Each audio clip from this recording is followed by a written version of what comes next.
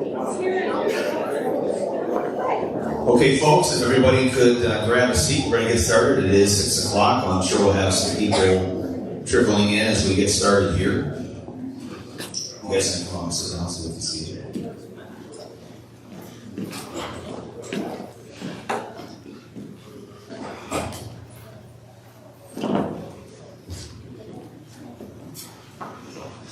Well, good evening. On behalf of Lapeer Community Schools, I want to introduce myself. I'm Matt Wandy, the superintendent. Joining me this evening, David Frisch, Chief of Police, City of Lapeer Police Department, and Mr. Scott Mckenna, Sheriff of Lapeer County. And we're happy this evening to come together as a community to share with you a little bit about our relationship, some of the existing protocols, procedures, and policies that are in place for Lapeer Community Schools, and how we interact with one another. We've got 3 pretty large agencies here that have a lot of coordination to do. And I want to thank everyone in advance for the number of questions and comments we received in advance of this evening, because it really helped channel for us what folks are most concerned about, things that they want answers to, and we hope to give those to you this evening. But we'll also have the opportunity afterwards, if you have additional questions, to submit those. The district is putting together a frequently asked questions document that we're going to post publicly with your questions and specific answers about the questions that you have. So honestly, what brings us together this evening is some troubling times.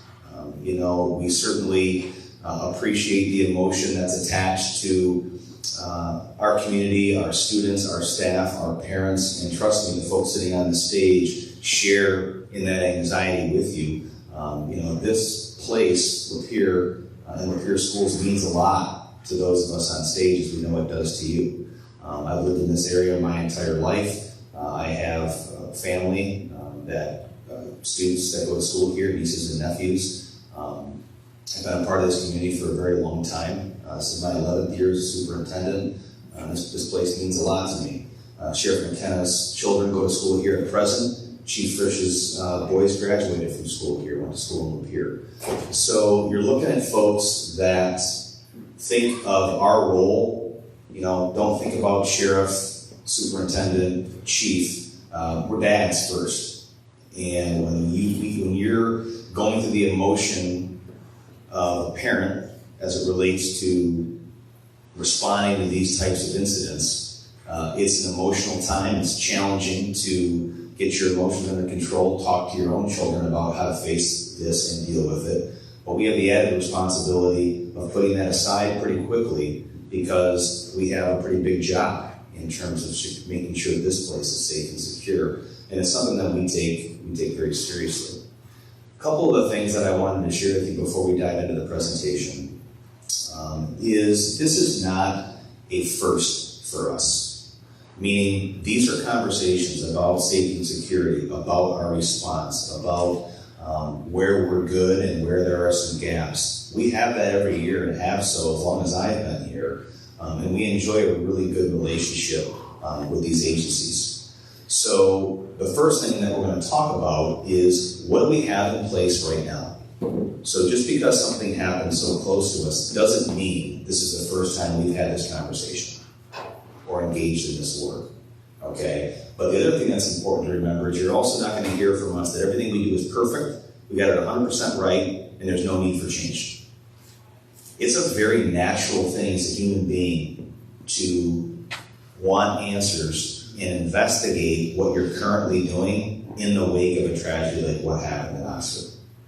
Okay? I don't think it's unnatural to say, gosh, are we ready? Are we prepared? What do we do well? Where can we make improvements? And the final thing that we hope to get out of this evening is kind of a call to action about how the 3 different groups represented here can work together. When I say 3 groups, I'm speaking about what can the school district do to make improvements? What can we do to share with you the things that we have in place and that we're planning? How can we get support from the agencies represented up here? And also, what can we expect from our community? Because there are some very specific things that we think would really help us. There's no way, as a leader of this organization, that I'm going to stand up here and say the following things. Hey, law enforcement, you guys are the experts. This is your job. You figure it out and let us know what you think. I'll also not say, hey, parents, if you guys would just do A, B, and C, everything will be fixed. And I'm also not going to say that as the superintendent of the school district, that everything in my power and the staff that I lead, that we can fix this problem alone. We don't need anybody else. It's disingenuous, it's not true, and it's naive to think that any one of the groups that are represented in this room tonight has the sole power to answer all the complex questions that we're each asking ourselves. So the challenge is, think about what you're going to hear tonight critically, meaning, okay, does that make sense? Is that right? Challenge it. We have no problem with that. No one said we had to do this. We're voluntarily doing this because we care about providing answers to you. But also look at it kind of introspectively. What can I do as a dad? What can I do as a mom? What can I do as a grandparent?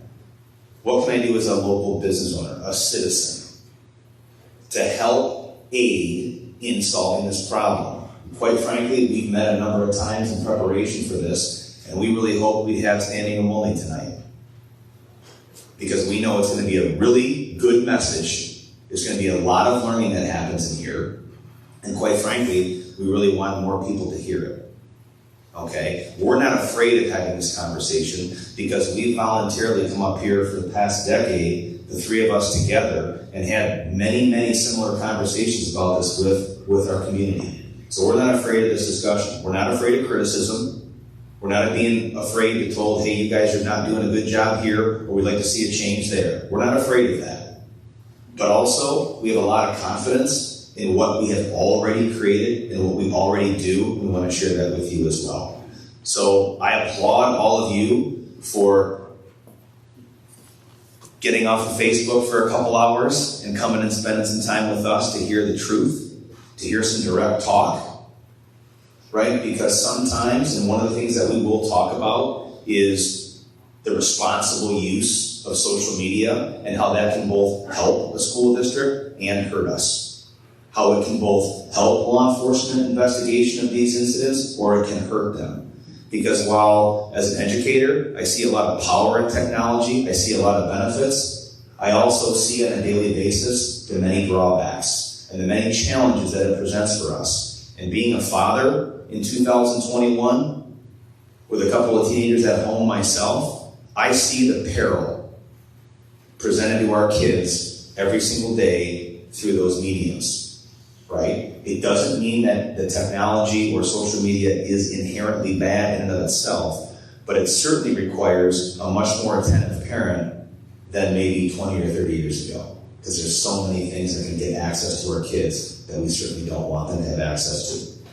So with that, what are some of the existing safety assets and procedures that are currently in place? And we have, and this is our fault, assumed a lot of folks knew this already, and we could tell by some of the questions and comments we were getting that that wasn't the case. So we did not have secure entrances at all of our locations as recently as 10 years ago, meaning anyone could walk into the front entrance of a school without being buzzed in, without being seen by an adult. We had elementary schools where parents were walking children in the morning, hanging out in the building all day. We had literally hundreds of extra bodies in the building that we could not account for. The same was true at the end of the day. I was at Mayfield Elementary several years ago prior to making the decision to have secure entrances, and watched a line of third graders waiting in line for the bus. A parent came in one of the side doors, grabbed her child, and walked right out, and there wasn't a staff person to stop them. Now, when we went to the secure entrances and a few bullets down where it says secure drop-off and pick-up for students, we were roundly criticized for that. There was a lot of people saying, Matt, this is a community school. I want to be able to walk my kid up to their classroom. I want to see their teacher. I want to hand them off. I want to walk in that school anytime I want. Well, you wouldn't hear of that happening today in a school in America. But at the time, and again, this was not 20 years ago. We made this change about 9, 10 years ago. Right? people were very upset with us. But that's now a mandatory requirement for almost every school in America. Lockdown and secure mode drills are literally required by the state. Okay? Do I think that in the wake of this, we should do more than the basic requirement? Yes, but those secure mode and lockdown drills are already a requirement for every district in the state of Michigan.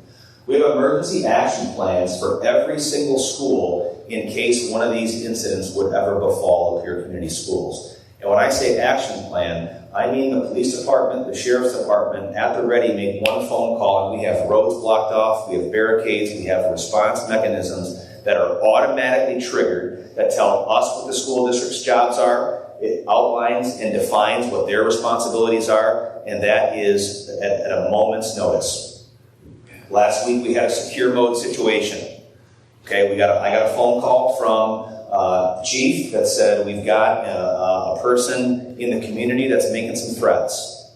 We want you to go into secure mode. In about a minute and a half, we locked down secure mode. Every single school in the district. We had a Facebook post, a school messenger, and an email to every parent in the district. And I talked to the police in that about 8-minute time frame about 10 times. I got calls from sheriff's deputies. I got calls from police officers from the police department. And about 10 minutes later, they said, Matt, we're all set. The person's in custody. You can take the schools off secure mode. Because the communication mechanisms are in place, the schools were secure, learning happened in that time period, and we were able to communicate in a way that didn't disrupt learning, but also let you know what was going on. Now, in the moment, one of the things that I need from you, we got several criticisms of that incident from parents who said, why do I have to find out about secure mode from my 8th grader? Well, just think about this for a second. How many 8th graders at Zimmer have a cell phone on their person at all times? Give me a percentage. Is it greater than 50? Yes. Okay, it's probably in the neighborhood of 85 or 90%, right? Hey, guilty as charged. Dad that has texted his sons and daughters in school while they were supposed to be in class learning, and been mad they didn't respond right away. So, can I get an amen if you've done that as a parent? Okay, thank you for your honesty. I really appreciate it. So technology is great because we know where our kids are, and they love it too because mom and dad know exactly where they are, what they're doing, where they've been, and where they're going, right? These kids have a tether around them. Most of us, of a particular age in this room, didn't have to deal with as teenagers. But the point is, we made the announcement to go into secure mode, and what did that 8th grade student do? They sent a text to mom. Well, I'm not going to text mom and dad's first before I secure the building. Right? So I spoke to that mom and I said, listen, your kid has a cell phone. I'm not faster than cyberspace. Right? I can't. What is my number one job? The police say, Matt, put the building in secure mode. That's happening first. Second is the communication to mom and dad, let them know what's going on. So how I need your help is understand that there are 700 plus employees here, there are 5,000 students, and there are 10,000 plus parents. That's a lot of people, right? It's a lot of people to coordinate communication with. And I think we do a pretty good job. I got a funny text this evening. Matt, I got my email reminder about the meeting tonight. When is the text and phone call coming? Because people are used to multiple methods of communication, right? And they know that we do a good job of getting information out there. But just understand the logistics of talking to the police, protecting the kids and the staff, and securing the buildings comes first. And what comes second is communicating with people, let you know what's going on. That's just one small example. Emergency communication system and procedures, those are already done, those are in place, those are drilled, those are practiced, we understand what they are. This next bullet's a big one. Okay, social and emotional support available at all schools. Not only, because I'm going to be really, really direct with everyone right now. I wouldn't want to be a teenager today for all the money in the world. These poor kids are dealing with so much stress and so much anxiety. It's really disheartening as an educator to see the type of atmosphere they've got to go to school in. If you're a parent, think about your high school experience. I graduated from high school in the early 90s, okay? I never thought 1 minute about a school shooting. Never for a minute felt unsafe in my surroundings for fear of the unknown. Certainly not anything as horrific as that. The cell phone, I just mentioned a number of things that make it a great tool. But guys, we see it every day. Snapchat, Instagram, and some of the bullying that happens, and some of the horrible things that our kids are reading about themselves, about the world, they're inundated with negative information. It's hard to get away from. It's no wonder they feel anxious. It's no wonder they feel scared. It's no wonder they feel uncertain. And we're trying to provide an environment where they can come and learn. We got to get past a bunch of other stuff before we can get to learning. And when you have something like this that happens so close to home, man, is it real. And boy, can we feel it, the tension in these buildings. We can feel it. I've been in education for over 20 years. I started my career as a high school teacher in 1998. And when people say kids have changed, that's not true. I've got 3 children, 21, 19, and 17 years old. Been doing this job in this business for 20 plus years. Kids are kids. And kids are pretty similar in every community I've ever worked in. The world is changing. And it's impacting our kids. That's a big difference. That's a big difference. And we have to appreciate and understand as parents first how difficult it is to be a teenager in 2021 in America. It ain't easy. And that's a big part of our challenge and a big part of the call to action that we need your help with so desperately. So the social and emotional support, we're bringing in additional support from the ISD, the Lapeer Intermediate School District. We're contracting with additional social work, school psychologists, and counselors to be available for kids who may go home and say, like my kids do, I'm fine. I'm good. I don't want to talk about it. I'm fine. They have to be in an environment where they feel comfortable to share some of these things. And that's a big part of it, right? There's a lot that goes into the logistics, the lockdown drills, secure mode, door locking systems, security cameras, all the stuff of security. But there's a whole other element that we have to confront, which is helping our kids and our staff deal with this. You know, Wednesday morning, the day after the shooting, you had 300 plus teachers get in front of their classroom and have to look at 25, 30 faces staring at them and try and explain what just happened in Oxford to those kids. These are adult people who are parents, many of whom have a lot of connection to the Oxford community, nieces, nephews, some of them live there themselves, who are dealing with their own emotional overload, but sat in front of your kids and did their darndest to help explain the unexplainable. That is a massive, massive thing to ask of someone, but our folks did it, and I was in these buildings that day and every day afterwards, talking to kids, talking to parents, talking to our police and police support. We are, just being very honest, there's a lot of folks kind of running on empty because we are really doing our best to take care of your kids. And we're racking our brain about what we can do, what's more that we can do.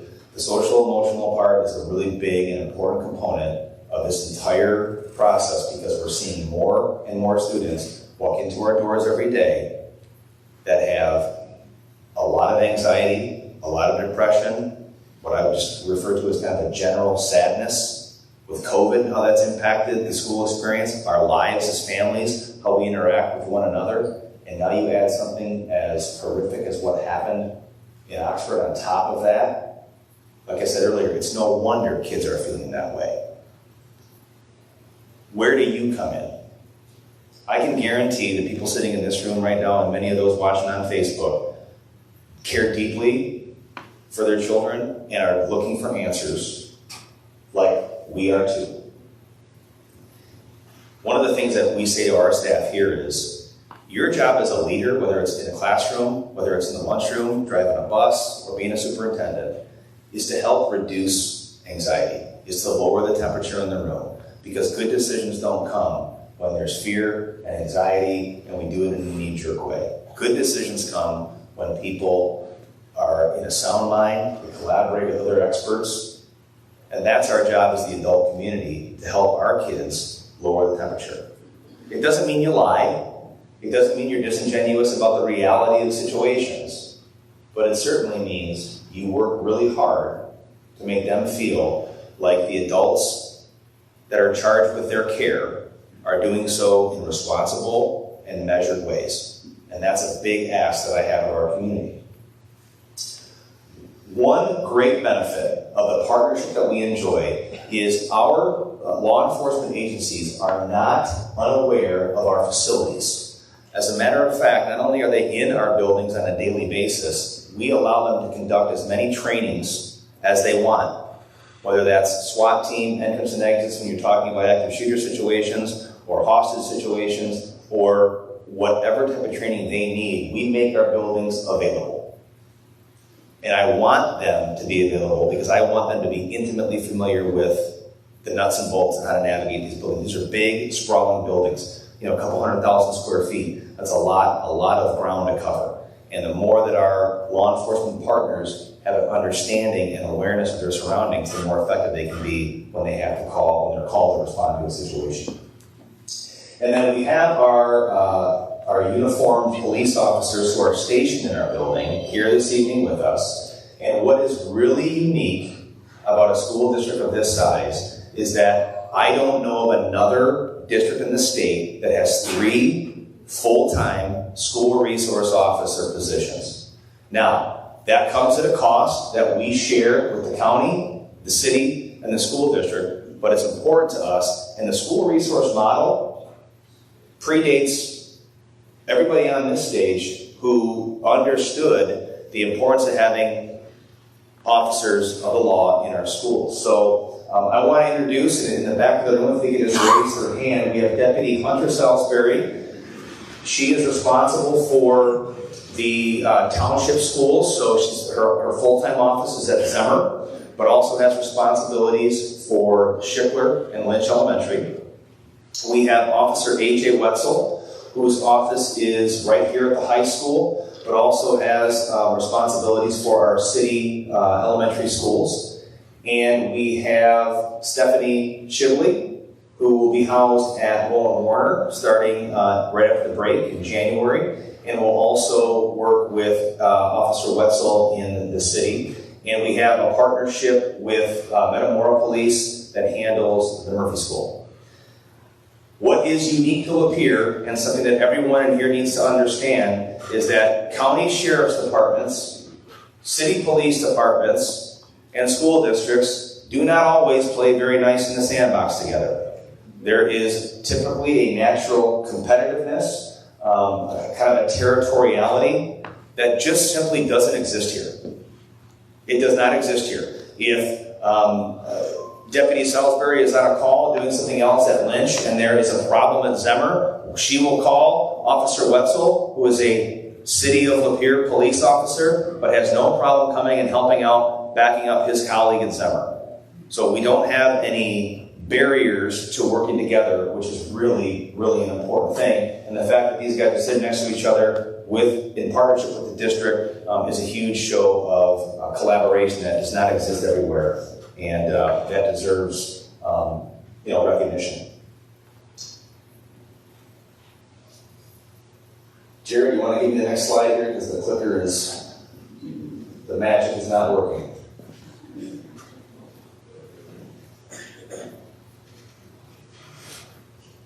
Yeah, I'm going to put this down, it's not working. So the school resource officer model, very quickly, how does it work, right? So what is the role, right? So obviously there's an emergency response component, having somebody on site to be there to respond immediately should something require police intervention. They are there to support our administrators, and the school resource officers work at the request of school administration. Okay, what does that mean? It means the first line of interacting with your children is going to be school district employees. Okay, it's going to be an administrator, a counselor, a teacher. If something elevates to the level that requires police intervention, the SROs will be asked to do so by school district personnel. Okay, so they're not handling low-level discipline like, why your son might be tardy to 4 classes in one day. They're not going to have a meeting with the school resource officer. They can go home and say, Mom, I was late to class and the police talked to me. That might elevate your concern a little bit that we're not going to arrest students being tardy to class, although it might help improve attendance. We're not going to do that, okay? In serious investigations involving threats of violence, involving things like drug distribution, bullying that rises to the level of criminality, we would certainly engage the school resource officer in that work. But the primary purpose of their positioning in our schools is to help your children feel safer about their school experience. And I am in our buildings frequently and see the interaction that these folks have with our kids. And our students are constantly coming up to them and talking to them and interacting with them and asking them questions, and they have good relationships. And these are people that have been hand-selected to work in our schools because they have the right demeanor.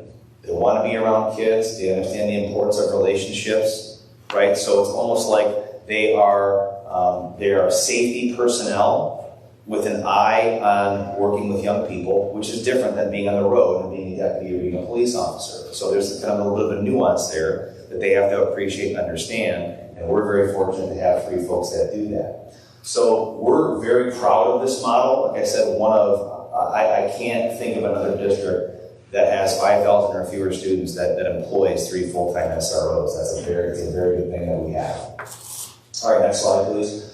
So future plans for safety upgrades. We've gotten lots of questions about the lockdown methodology that we use, that has what we've been using in the county for a number of years. Like I said, I've been here 11 years. Since I've been here, that's what we've used. We are going to migrate towards the ALICE training. Okay, a lot of what we discuss already involves many elements of that. We're also fortunate that we have a number of folks that are already in these agencies that are trained to train staff and students on ALICE. One of the things that we talked about, the 3 of us, was when do we want to do this? And there is not a person I talked to, whether it was a school psychologist, a social worker, one of our SROs, a teacher, the chief or the sheriff, that didn't tell me this. Matt, number 1, do not make any major changes until we've had a time to review it. Number 2, don't do any training that is this close to a traumatic event, because there will be major problems with your students and staff, because there are some raw emotions right now in these buildings. Okay? So this work is going to begin in earnest when we return from break. In every building, we've conducted a couple secure mode and a couple lockdown drills to refresh the kids' memory, because I think they needed that to understand what to do, because some things out of sight are out of mind.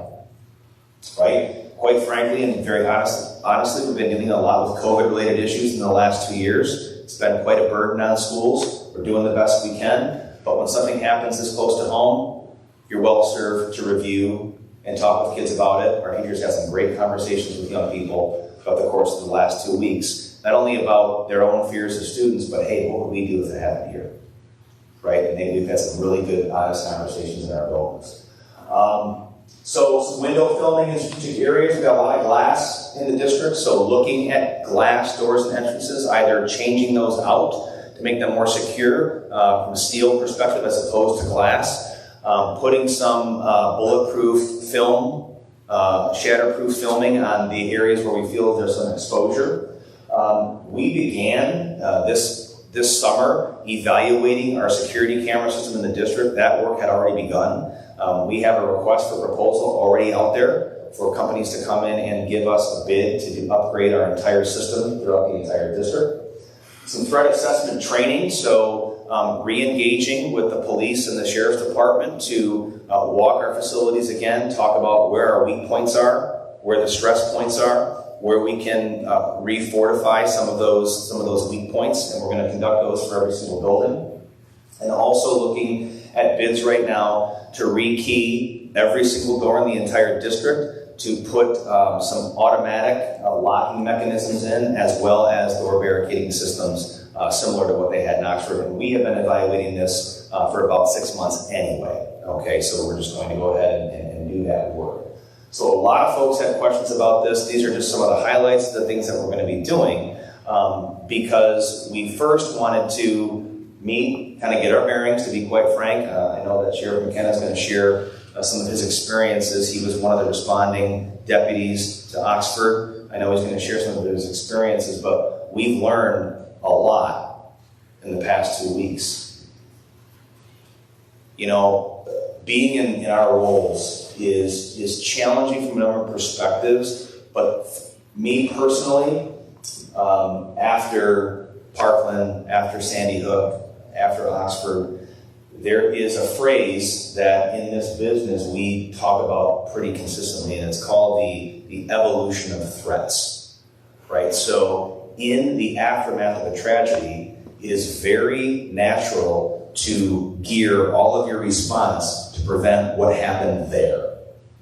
And you oftentimes get a little tunnel vision because you fail to recognize that there are a number of threats, unfortunately, that you're exposed to, and your procedures and policies have to take into consideration the depth and breadth of all those things. And when I say we've learned a lot, very unfortunately, we have personally studied those school shootings.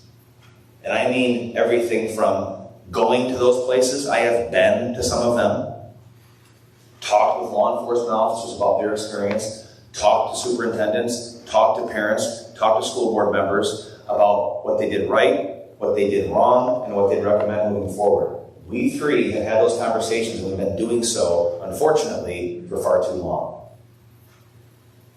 And I just want to impress upon you that this hits so deeply home for us, it's hard to describe. It's hard to describe. We neglect our own families and what they need from us as dads and husbands, because we are working around the clock and doing our darndest to make sure that this doesn't happen here. And if God forbid it did, have we turned over every stone to make sure that our response is going to be effective? Is it going to be enough? Now, I've got personal friends who were in the building that responded to Oxford, folks I taught with 20 years ago, currently assistant principals, superintendents, teachers in Oxford. Talked to many of them in the last couple of weeks. And those are some tough conversations. It's hard to talk to a friend who gave CPR to a 17-year-old. So this means something to us. It's important to us. We care. We put our livelihoods, our profession, our reputations on the line in times such as these. And we're not running away from this problem. We're embracing it, and we're going to be the people that help lead us to solutions, but we certainly cannot do it without you. And that's what I hope we're here to learn this evening. Next slide, please. Okay, I want to introduce Sheriff Scott Mckenna to share a little bit about his experience recently and a couple other points. So, Sheriff. Thanks, Matt. Before I get into this, I want to bring something up that Matt left out, and I apologize for this. Matt has coached in Oxford District youth football for years. So when we have this conversation tonight, and a lot of you know me pretty well, and you know I'm really emotional, so I apologize. And that's going to get worse as I go. But he's leaving that part out, that some of his closest friends, people that he's grown up with, kids that he's taught were in that school.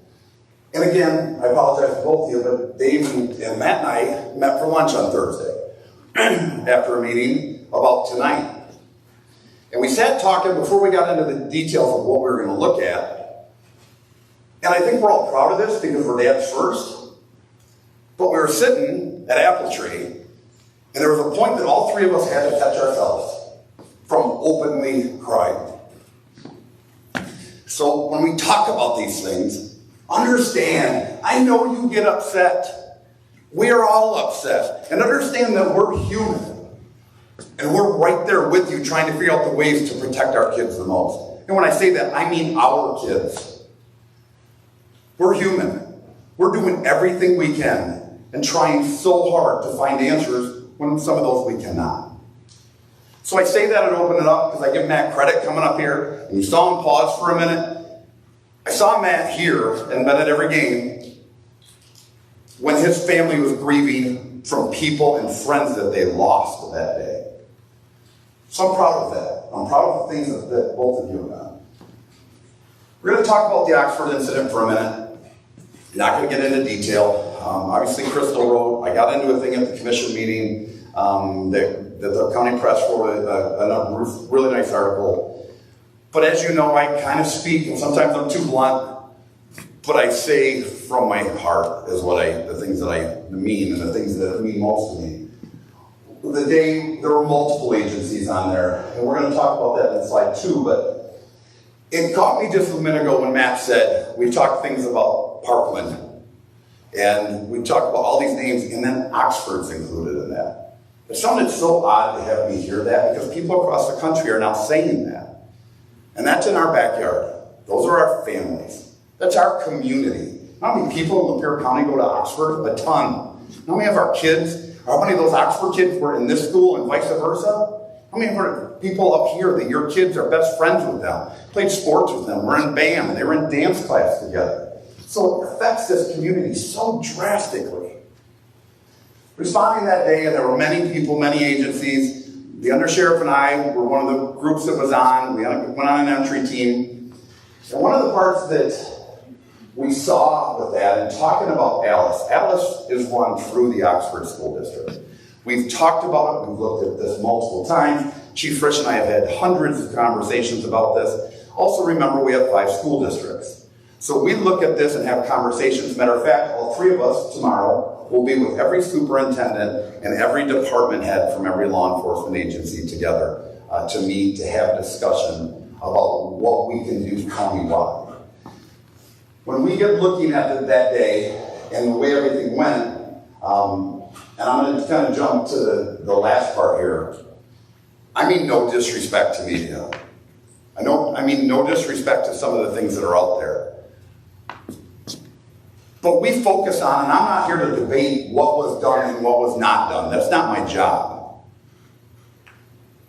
But seeing that day of the way that the teachers, the way the administrators, the same kind of people that are employed in every school in this county, how they acted was amazing. In a time like that, to expect a teacher to go into these modes, as you said, doing CPR on a child. I had last night somebody that I spoke with, and again, I'm not going to get into the details of things that happened inside of there, but there was one that was amazing to me that I watched. And I actually, at the end of the incident, when things calmed down, I walked over and hugged her. And she cried from her toes. It was very obvious that she was in severe shock. She's a high administrator at Oxford High School. And her story is amazing, what she did on that day. I happened to be at my daughter's basketball game last night. And we were playing Oxford. And I was so proud of those kids to see them show up, and to see them battle, and to see them try to get some normalcy in their life. And all of a sudden, this lady in an Oxford sweatshirt walked over and said, she happened to talk to AJ prior to that. There was a conversation that she brought up about me hugging her. And it was her. And she came up and just wanted to return that hug and say thank you. It was one of the most, I've been doing this 28 years. It was something that meant more to me than anything I've ever done. And this was a teacher, an assistant principal, that put her life on the line for our children, just like all of these people would do every day for them. So when I see these things, and I've jumped on you there a little bit, when I'm saying it, I talk about some of this was already put in the article that Crystal wrote, but I hear about it, we watch, our kids, I get it, it's their kids. These sports figures, these things that are out there, they're heroes. That's crap. Heroes were who I saw on that Tuesday at Oxford High School. So we're going to talk about all the things, and the media is going to focus on all the things that should have, could have, would have, whatever could have, wouldn't happen, done. Why aren't we talking about the things that those people did to save our kids?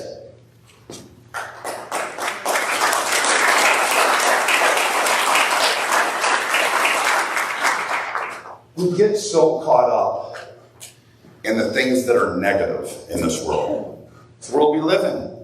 It's what we do. And unfortunately, transition to the side of and let me back up. When I talk about the strong relationships with law enforcement, I do want to tell you about that part of the day. Matt talked about it briefly, of the relationship that we as a county have. And he's 1,000% right. A lot of you know, even though I've lived here my whole life, I retired out of Genesee County in 2014 as the chief of police over there. You don't have what Lapeer County has. When we were over there, it was completely separated. People didn't work together. That's not what it was. It was a fight amongst jurisdiction and power and everything else. Coming here, and obviously Chief Frisch and I came in close to the same times as in the changeover, we sat down along with all the other chiefs in the county and said, listen, we're all in this together. We're too small of a county not to be together, not to use any of our equipment, our reinforcements to protect each other. On that day when that call actually went out, and the undersheriff and I were southbound on 24, when we got to this, before, as I was pulling into Oxford to enter, I got a call from Chief Frisch. I hadn't called Chief Frisch. I didn't ask for anything. Chief Frisch came on and said, send all your cars. I'm calling in. He called in for us, 8 of his officers, to spread them out over the county, to cover Lapeer County while we were all at Oxford. I didn't have to call him to do it. He was on the phone, hung up the phone, and I heard him come over the radio advising the dispatch that all his cars were now responding to the Elk County areas. It doesn't happen. And I say that because there's so many things behind the scenes that people don't realize of how blessed we are in this county. And because we work together, we train together, it just makes our community and our kids that much safer. When we entered the school and went through, and obviously the things, the multiple things that happened in there, at one point I come out and I see Chief Mallett from Metamora. I see Chief Peters from Dryden. I see both Commander Lieutenant Kish from the state police and multiple of Chief Frisch officers, multiple of our deputies, multiple of Metamora, multiple of Dryden, that are all inside the school searching. Like that. That is something to be proud of. That is something as a community, and let me back up. If that was Oxford or Oakland County and something happened here, they do the exact same thing for us. That's how we work and that's how we do things. But fortunately, because of the relationship that we have, the partnership that we have, in this county, it's not even thought about. It's not even talked about because it's just known that's what we do. We had all of Chief Frisch, we had his dog down there, we had our canine down there, we had the state's canine down there, assisting in every single area that we had. That's impressive. Now let's back up. Also at that time, not only through our central dispatch, and obviously through Matt and Chief Frisch, we immediately locked down our schools. All of our SROs stayed there. Nobody was responding from there, so that our schools were secure as we were responding, and they were there on point during secure mode. We train these things. We talk about these things. This is over and over on tabletops, things of that sort. We are so far ahead of counties that I've come from and seeing our response and the partnerships that we have to work together. As you mentioned with the schools, we train when we do a lot of these things. All our agencies in the county are training in these same buildings. So they know when we respond to Lapeer or North Ranch or Emily City, we've been through them. We've trained in them. That doesn't happen in other counties. And I'm super proud of that. And it's because of the partnerships we have as a group. When we talk about social media, and I got to be straight with you, when I said about being blunt, I got to be careful with what I'm going to say on this one. Social media is something that I say that again, social media is killing our country. It's destroying our country. And you go, okay, that's a little extreme. Not in our world, it's not. We have so many things, and I couldn't tell you the hours. Take Oakland County, for example. The hundreds and hundreds of man and woman hours that these detectives are having to put into running down dead ends on social media just to disprove that they're true. Should those hours be wasted on that stuff when we got families, and we have children that are dead, and we have others that are injured? We're doing the same thing here.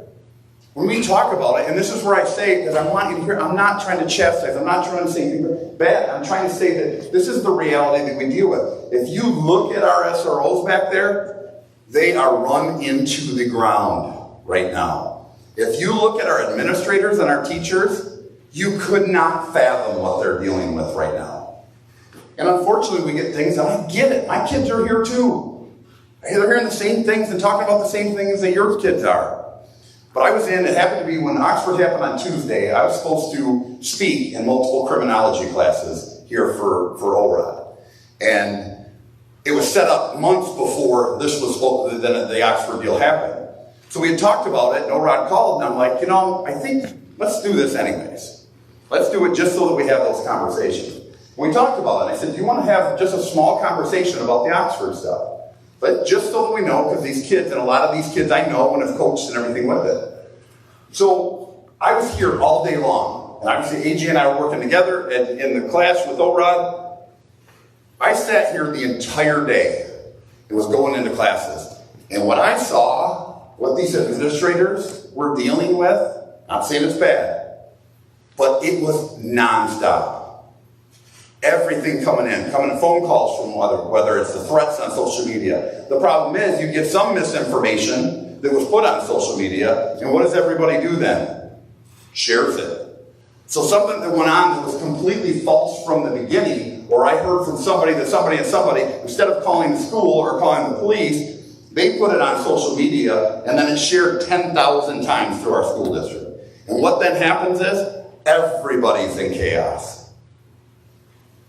So what do we have to do is run those things down, investigate those things. We got threats, legitimate threats that are happening. I completely understand that part of it is. But if we are not focusing and we are sharing things that are just going to create more fear and more chaos, it destroys our system and what we're trying to do.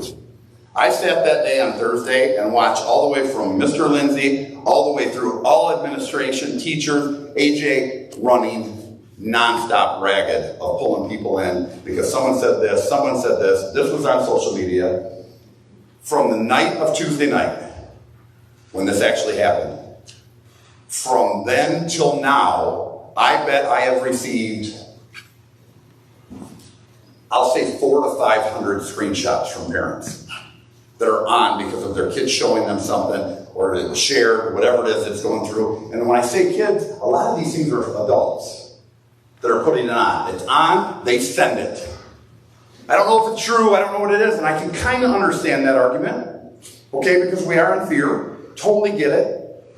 But when we're sending it on, we're creating more fear. We're meeting that domino effect of people coming through and going, okay, instead of calling, instead of trying to get with somebody and talk with us about it, or talk to an SRO about it, or an administrator about it, well, this is it, and I send it. We had information coming in on some of the actual medical condition of some of the kids before it was even put out by the schools or put out by the media, that parents were finding out, family members were finding out about conditions of kids in the school because people were sharing it on social media. It can't happen. And we got to watch what our kids are doing. That is such a dangerous tool. I've sat on this, we've sat on the same stage talking about social media multiple other times. I've stood at every other stage in every other school district talking about, please be aware of what your kids are doing on social media. Please have the conversations of them that ultimately, if they say something stupid, send something stupid, the problem is we live in a time now, you are going to be charged. Look at just on watching the news, what have we had? 13 in Wayne County, we had 26 like in the first 5 days or in that group of days that were being charged in school, all the way down to fourth graders. We've got to have those conversations with our kids. We've got to make sure that we're paying attention to what they have on there. They don't understand these things either. You back up to when I was talking to a Rod's class. We had kids in there that were, like I said, I knew a big majority of them, but we talked briefly about the things that were happening. We talked about the feelings they were having. I recommend, and I say to all of you, is please talk to your kids about these things. Now, I said it in there. Obviously, they ended up of multiple questions and discussions with it. I don't know about any parent in here, but I never got the handbook on how we have some of these conversations. And I was talking to them in there. It's very hard for us to say, okay, how do I've had parents call me and say, I don't know how to address this one. And I'll be honest with you, neither do I. Who is going to tell us to try to explain to our 5th grader, 4th grader, 8th grader, 11th grader why this is happening when I don't even know that answer? When talking about the Oxford thing, and this is where it really hit me about our district and how close we are and how everything that with the kids and the relationship between them, about halfway between each class, or in the middle of the class when we were talking about that brief time just about the Oxford stuff, just making sure the message was, listen, it's okay not to be okay. It's okay to want to talk to somebody, talk to your parents, talk to a counselor, talk to the resources you have in the school, because it's okay. None of us understand these emotions. And each one of those classes, at one point, about half, about 50% of the kids in there were crying. And as I said before, this is 300-pound linemen to little kids that half of our kids were crying about the conversation of, it's okay not to be okay. That hit me. That hit me because then I really truly saw the impact in these kids' eyes. You've talked to your parents. I have my kids that have said it, of, man, it's just awkward. You can see the kids, the fear. It's, the one my Bray said, you just saw everyone walking down the hall staring forward. These kids need our conversations. They need to have those things that you spend time with them and try to help them understand. Just listen. And I'm not saying I'm the best at it. My daughter was sitting with my wife and I when we got back finally Tuesday night. We sat down and talked with them. My daughter said, Dad, how did this happen when you guys were in school? What happened with school shootings? Like, baby, we didn't have school shootings. And I could tell the look. She's like, what do you mean? And it dawned on me, she's in 9th grade. She doesn't know any different. All she knows in her lifetime in school is that this is a reality. And unfortunately now it's a reality that's very close to us. One of the things that I'll end with is there is a ton of things going on. I can say we have been in meetings since last Tuesday, the 3 of us and multiple others. Tomorrow we meet with every superintendent in the district. I think there's a lot of things that we are pushing because we are trying to be proactive with it. We, as Matt said earlier, we don't have all the answers. We learn from other things. Watching what happened there at Oxford that day,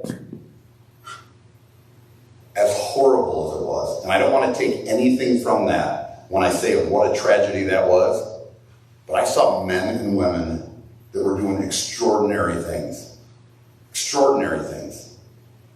to help our kids, to protect our kids.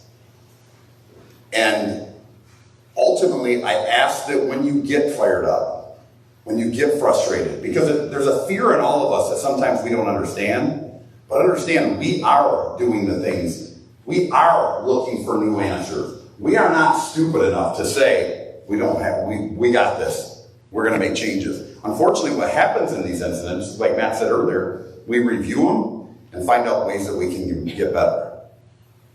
The Alice is a big answer for that. And I know looking at the community stuff, the things that have been out there, that's something that a lot of people talk about. You have people screaming and hollering about Alice. Some people don't even know what Alice is. And those are things that we will look at and seeing Oxford program, watching the videos, seeing the things, it worked. And it worked very well. And those are the things that now we look at to see on how we can improve those things. But please give the benefit of the doubt to understand when we look at some of these things. Please talk to your kids about the social media stuff. Please be responsible from the parent side too, of not just sharing things. that we don't know exactly what it is, confirm it, contact the schools, whatever it may be, because all it does is have us running into the ground. I know when we said that the other day, I was sitting at that table. I know Matt touched on it there earlier. You can walk back and see every one of these administrators, school board people, teachers that are in here today. Look in their eyes. They're exhausted. And that's okay, because we pick each other up every day. We have bad days, and we will overcome this, and we will get better to protect our kids. But we can't do it alone. We need the help of you.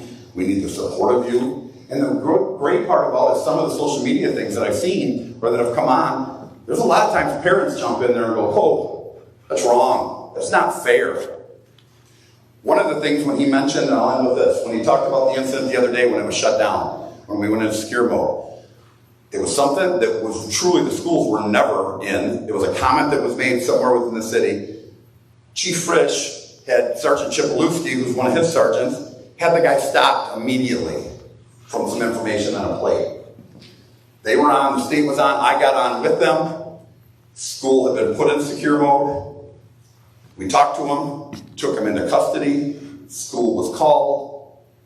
Secure mode was lifted. I called the jail. Chief Frisch and I talked. He's going to jail. That's it. We don't screw around with stuff like that up here. He's going to jail. He got locked down immediately.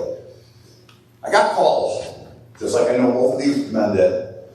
This is ridiculous. How can you go into secure mode and in 9 minutes you're out? Really? But we are supposed to put out every detail that we now have a man in jail that we're charging with terrorism. But how could you do that whole thing in 9 minutes? This is ridiculous. Come on. And then, what if we didn't go into secure mode? Would we have taken a beating then? Understand there's a lot of things we can't win. But understand that a lot of these decisions we're making, obviously are professionally, but when it's these decisions, the majority of the time we're driven by the dad, the heart, to be your children's dad. We're going to screw up, folks, but I can tell you, we're damn well going to get better every day, and we're going to keep trying, and we're fine, we love the input, but support them. Support the men and women that are in these schools. Support the men and women that are out here trying and are exhausted right now, but are going to get better. And we're going to keep moving to make sure that your children are safe. I appreciate your time. Chief Frisch.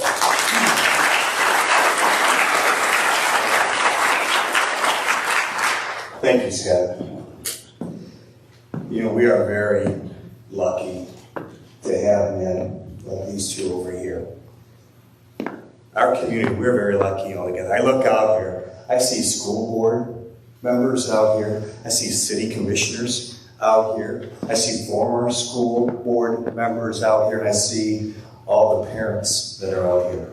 This is us coming together. Scott had said something when he said he was down at the Oxford basketball game. He mentioned real quickly him and AJ.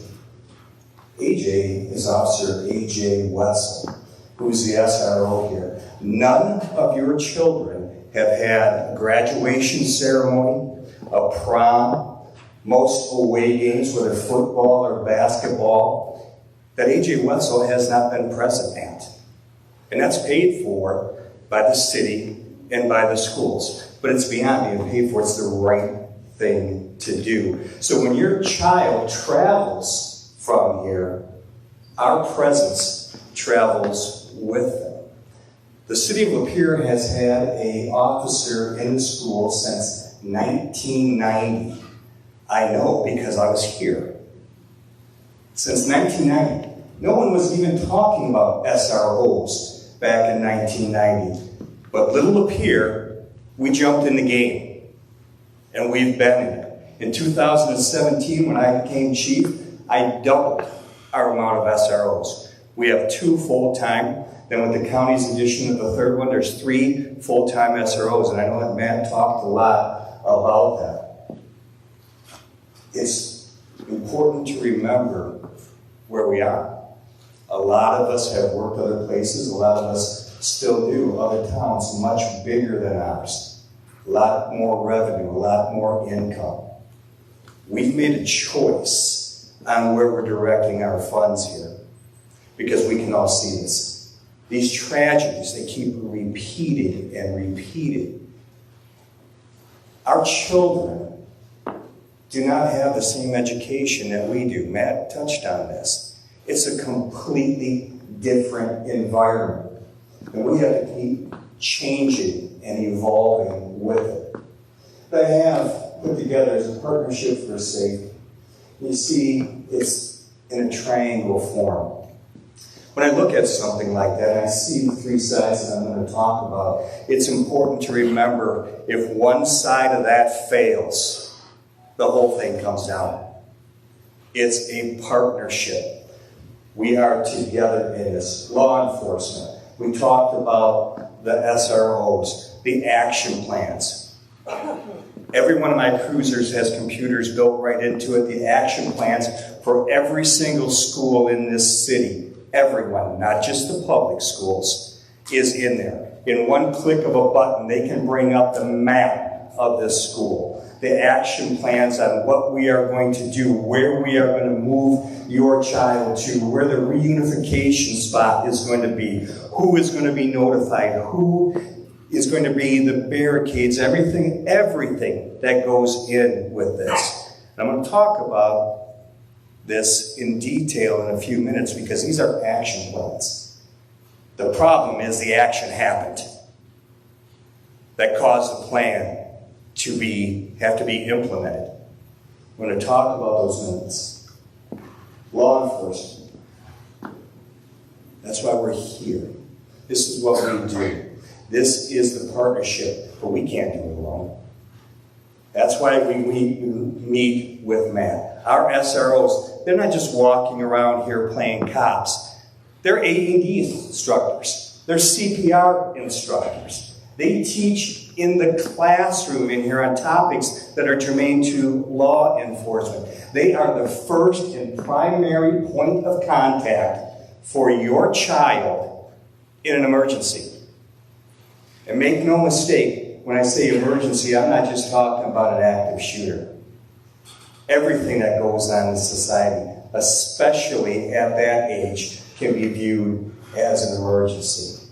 I don't know what's going on in your home, and you don't know what's going on in mine.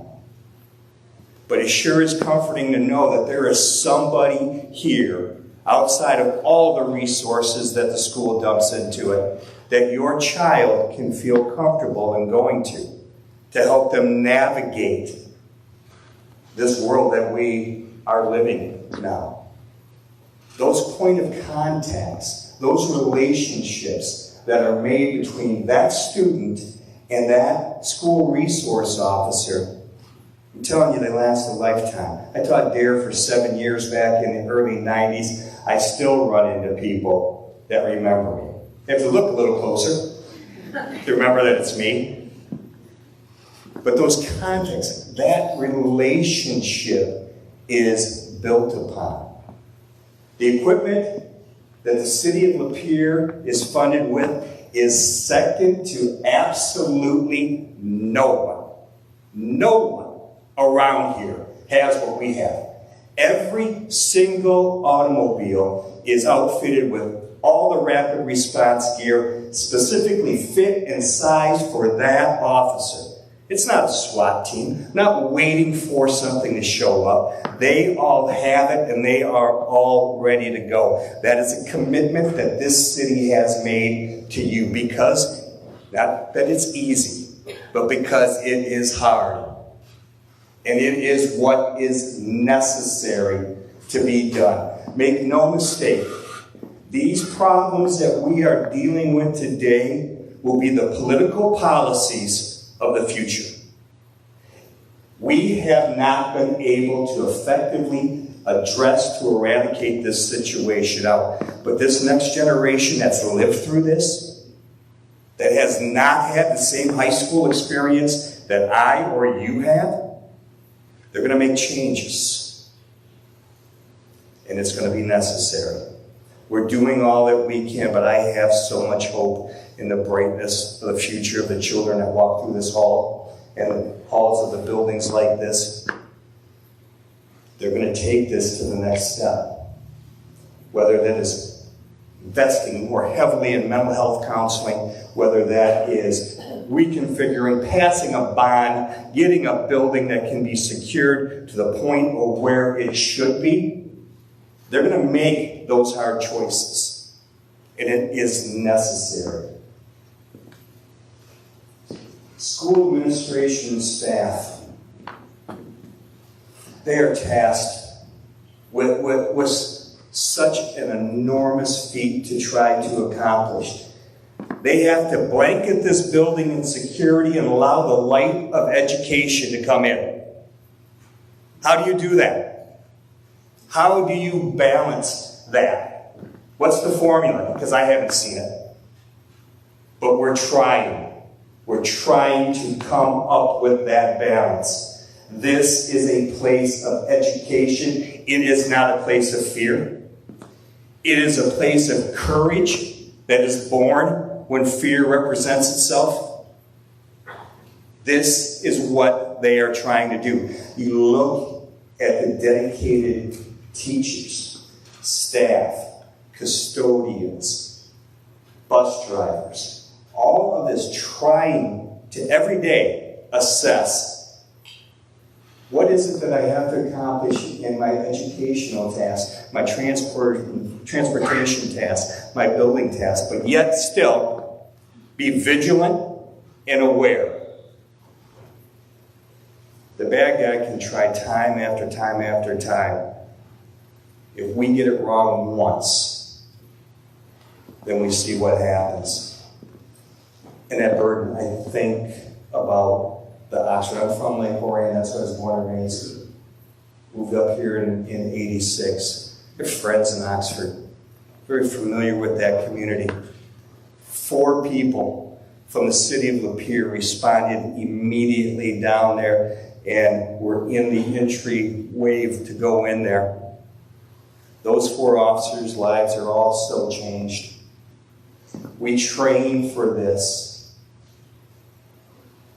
And then it happens. Some things, no matter what you train to, that training is going to be inadequate. But we don't stop. We keep trying, and we keep trying. The school, we're evaluating this all the time. Matt's a good guy. We have conversations all the time about this. What can we do? What is the balancing act? I share our action plans with him. He allows us to come in and train here. And it's training that no officer hopes that they ever have to put in place. Because this is not the typical police model that you would see. This is not the stop and give up model. This is the terminate the threat model that has to go on. But the event is already happening. You see a response time down to Oxford, the office, the SRO that's on there. And I'm not going to get into, like Scott said, the media, whatever the narratives that are out there, the facts are what the facts are, and they'll be made clear to all of us at some time. But right now, it sounds like about 4 to 5 minutes for the first contact with law enforcement. 4 to 5 minutes. Depending on what's going on with your life, it's nothing or it's an eternity. The carnage that can happen in that amount of time, change a nation. We see it all the time. It keeps trying to change us. We keep trying to learn from it.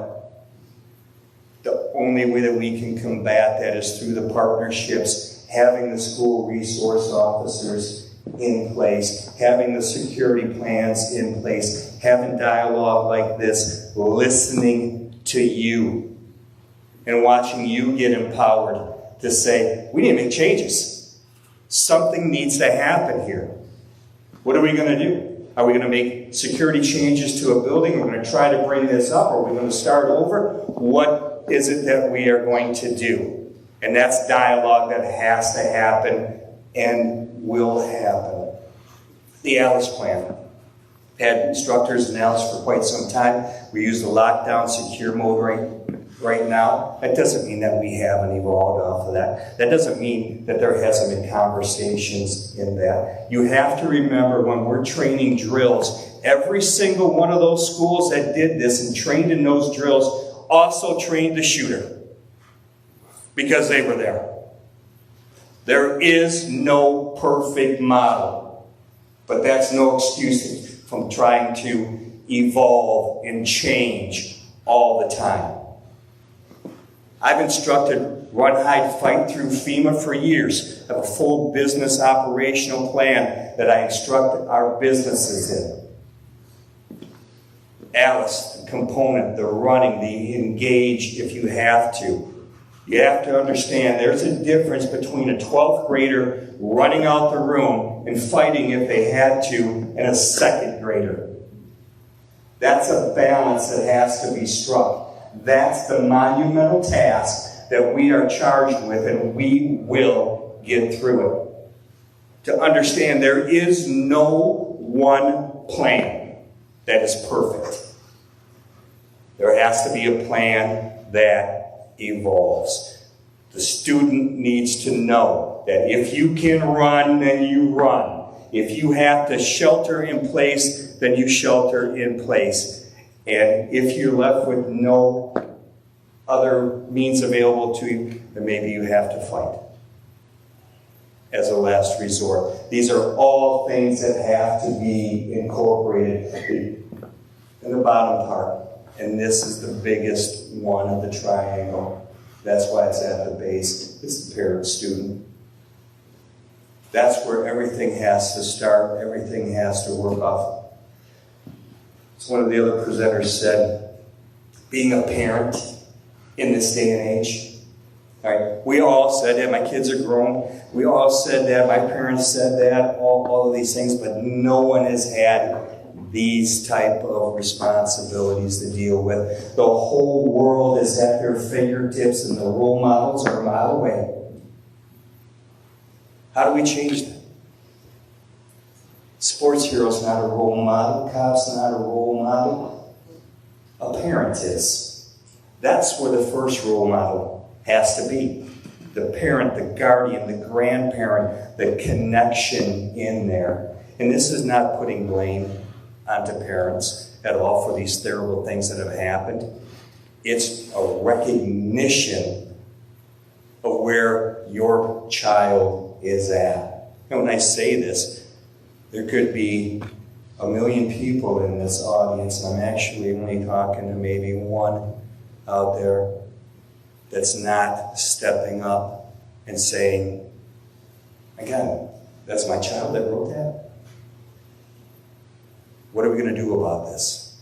How are we going to solve that? We were inundated with threats the next day after the Oxford event. But I got to tell you, I look at it a little differently. I am glad that every time somebody saw that and thought they were the first one that saw a threat, called us. See something, say something. Don't invent the threats. Don't chase everything down the rabbit hole, but assume that when you see this, that you are the first one to see it. We'll figure it out, because we can't get it wrong, not one single time. And that is what we are working for. We keep striving to achieve that. When you think about what that was like down there, reports back from my officers, the chaos that happens.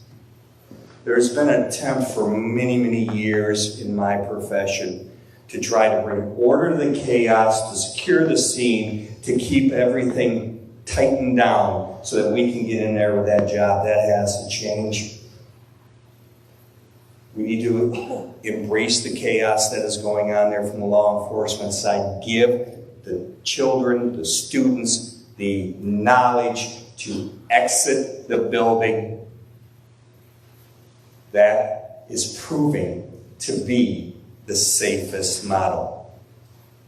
Now, I say that, don't for 1 minute think that that is all safe. It's proving to be the safest model that's going on. However, we also have to look at the fact that in Oxford, shelter in place worked at times too, where the shooter could not get into the classroom. Shot through the doors. They have been trained not to be in line with the doors. So there is a hybrid model that has to be taken a look at, but all of it, all the tools that we can give to the students is what we need to do. When our officers from the city responded down there, and as the sheriff said, and called in the other officers, I want you to know that while we were covering the 4 points in the county, there were 8 officers from the city of police covering these buildings right here too. We didn't take all our eggs out of the basket. We were here in case something went wrong. We were here in case something went wrong in North Branch or Dryden or Elmont, and we needed to be able to marshal our troops to go down there. I didn't know. I didn't know if this wasn't a coordinated event. So when I don't know, I have to assume the worst. And that's what we did. Counseling. For the students here at the pier, Matt jumped in on that with both feet. Getting these services available for our students here so that they have someone to talk to. Let's face it, we have children. We know that the dialogue we try to strike and how we think that, we're trying to connect with them. Half the time we don't even know the vernacular that they're using or what the words mean. We say something, we sound like idiots. But the counselors here, they can connect with that. We put those services in place. But again, these are after the event. It has to be about trying to stop it. So that can start taking us down to, do we put metal detectors on every door? The clear backpacks, all of this. So some of these ideas I think that you may see. Other ones I don't think that you will see. This is a place of education. This is not a pipeline to prison. We have to balance everything going forward. And being one community, working together, we can do this. None of us wanted this to happen in Oxford. None of us want this to happen in Lapeer. None of us want this to happen anywhere. And I thank you all for coming out. I thank all of you that are watching this on live stream. It's an important conversation. This is conversation 1, not conversation done. Thank you all very much.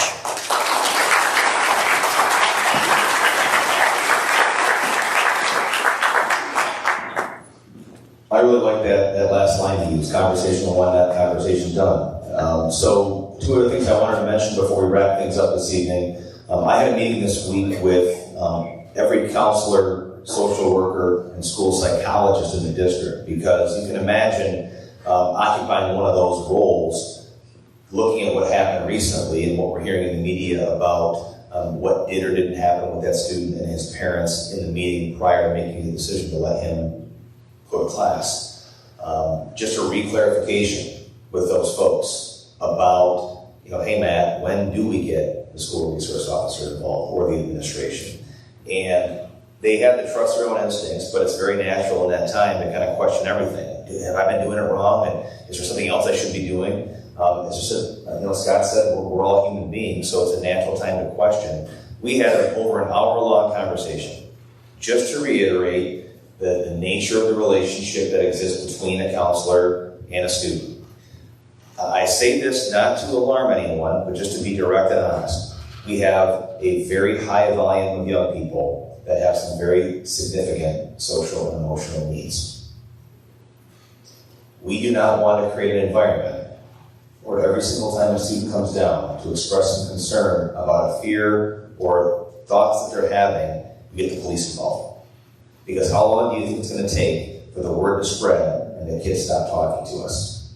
But that being said, there's really only two instances when a student comes to a counselor or a psychologist or a social worker where that person is going to automatically engage the administration if the student threatens to harm themselves or someone else. There is an entire series of questions and a protocol that these trained professionals, or certified trained professionals, go through to determine that threat. What these guys didn't tell you is that in the midst of all the threats and rumors of threats that we have been investigating the past 2 weeks, many of those are accompanied by a home visit from someone from one of these two departments to have a conversation with the family about weapons in the home. And sometimes those are pretty awkward conversations to have with members of the community, and they don't like doing it any more than you do. That's how seriously all this is being taken. And yes, we're running a little ragged right now, but in all honesty, it's a good thing because the kids are coming forward and they're sharing stuff with us and they're telling us what's going on and they're running up to their SRO and showing them their phone. They're pulling their principal aside. They're going to their counselor. All these things have been going on in schools across our country, but sometimes when we get too far removed from one of these instances, kids are kids. They get into a normal routine and they try to explain away some of these things. Oh, I know so-and-so, they're not serious. You know, they would never do that. And we stop hearing from them. And so, yeah, I think Chief said really well about the balance that we have to strike, right? I don't want to turn our schools into a police state, but I also want our kids to feel safe. I want it to be a place where people come to learn. But we also have to be really well trained in case something really bad happens. And that's a balance that we're continually trying to strike. The final thing is, I mentioned this frequently asked questions document at the outset. We have got some great questions. I think many of the main questions that a lot of folks had we answered tonight. But very direct yes and no answers on that document. Are you doing this? Yes or no? Yes, brief explanation. Are you doing this? No, brief explanation. We're going to publish that document. You may have questions beyond your initial concerns, or they weren't answered tonight in this presentation. And what Dave said is great. Conversation one, not conversation done. So we're going to wait to publish that document this Friday, close the business on Friday, and give you a couple days to kind of process what you heard. Email me directly, email Jared Field, the Director of Communications in the district. Lots of the communications already come from him. Simply reply to that email. He already, after we announced this meeting, the next day he came to my office with like 3 pages, single-spaced questions and dropped them on my desk and said, people are interested. I think we're going to have some folks at the meeting. Right, so we knew, but it really helped us. It really helped us. I brought those questions to our meeting and said, this is what people want answers to. Okay, and we tried to gear some of that to you this evening. So again, I just really, on behalf of all 3 of our agencies that we represent, it does mean a lot to us that you took the time to come here and hear directly from us about what's being done. But I also think you heard three men who represent these various agencies fully admit that we don't have all the answers. I also hope you heard that we desperately desire your input and we need your support. And that doesn't mean blind support. That doesn't mean we can't accept criticism. You can't take these jobs expecting to go to work every day and everyone just give you a high five and tell you how great you're doing. Although that would be nice once in a while. But it's not an expectation that we have because you can put chief, sheriff, or superintendent next to our name. Really all we are is just problem solvers. Our job is about bringing people together, figuring out solutions that work. Sometimes we hit the mark, sometimes we're way off. And it's okay when you tell us we're way off, because the hat we wear all the time is that title next to our name, and maybe sometimes we do it wrong, and we need to take your temperature and figure out where you're at. We're okay with that, okay? And then I want to finally just say and leave you with this. It's the call to action that I hope you, as a parent, I do see some of our students in the audience, we're going to have this conversation with our kids. Because they're the ones that have to execute these plans in place. We've been having that conversation with them. It's not going to be anything new to them, but the training, the discussion, there's going to be some introduction of some new concepts to them. And these conversations are happening organically anyway. We don't have to schedule a special training session for kids that want to talk about it. That's going to happen in due time. Because I hope what you took away from tonight was, man, there's a lot to consider. This is bigger than just metal detectors, clear backpacks, and run and fight training. We want to be intentional. We want to be thoughtful. We want to be thorough. These guys are in the buildings just like I am, talking to kids, talking to staff, getting more input, talking to parents, responding to email. I was taking phone calls today about this very meeting 10 minutes before I walked in the room. And we're really trying to put together a plan that doesn't throw the baby out with the bathwater, that continues to maintain the things that have worked and have proven to work over the course of these many years where we've evaluated these incidents, but also look at best practice and change course when the research and data tells us that we have to. And you know what? We're not those other communities. So there are some similarities that we can pull from, but there's also some uniquenesses here and up here. And some of those uniquenesses are positives, like the relationship you heard a lot about tonight. So please, please, please don't hesitate to continue to have this conversation, tough as it may be, with your kids.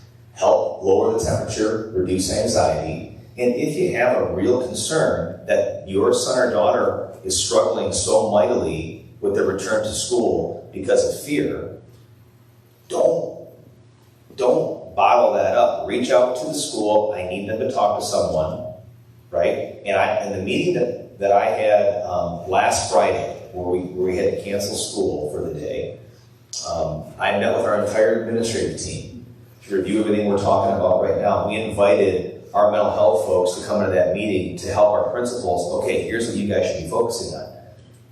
And you know what? I'm a superintendent, and I'm not an expert because I learned something in that meeting. Our folks, who are counselors in the district, said, Matt, whatever you do, get kids back in their routine as fast as you can. And then that was news to me. I was like, well, maybe we should go remote for a while. Maybe we should cancel sports. Maybe we should cancel after-school activities for a week or two. Maybe we should just go to remote learning, get some separation from this incident because kids are scared. And they resoundingly said, do not do that.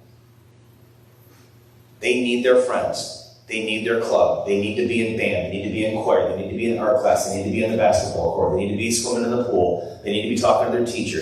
They need the community. And then I went to the prayer vigil in Oxford the next day. And I saw through 3,500, 4,000 people who, even though they were scared to gather in a large group, needed each other.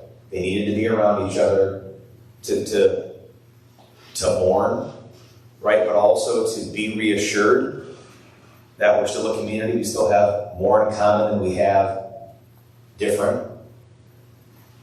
And then last week I went to one of the funerals of one of these young people. And that's not something I want to repeat. And the images of that service are really what I see even as I'm driving to a meeting with these guys or talking to my team, our staff. Folks, this is so real for us, so raw, so deep, so personal. And I only hope that you are compelled, if what you're hearing tonight resonates with you, to help us. I know we're quick to criticism. Jared tells me what happens on Facebook. I try to stay off of it. But there's so many good and powerful things that happen in that medium too. Again, nothing in this conversation is all good or all bad. There's a lot of great things that happen in social media. A lot of wonderful connectivity that we have with our community and our families.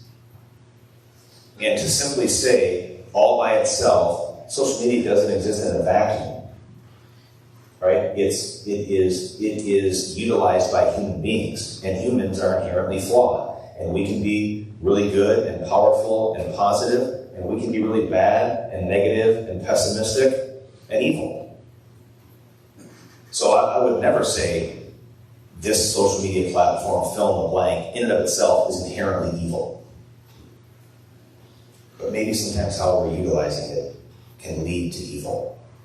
Sometimes intentionally, sometimes unintentionally.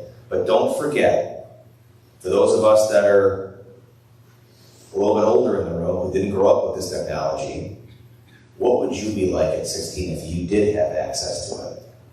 Are there many people sitting in the room thanking God they didn't have camera phones when you were in high school? Recording every bad mistake or impulse that you had and keeping it? There's a lot of laughter in there.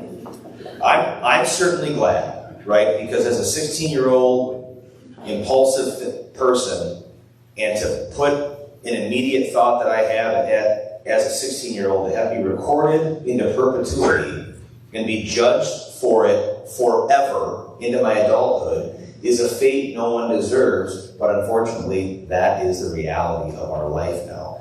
And it's just our job as parents. It just changes our job in how we guide our own children in the use of that tool, right? So, again, thank you for coming. Again, please keep your questions pouring in. We're going to continue to address them and publish that document. And this is not the last conversation we'll have, but very appreciative from the three of us to you for taking the time to be here and listen to us tonight. So have a great night, be safe, and thank you.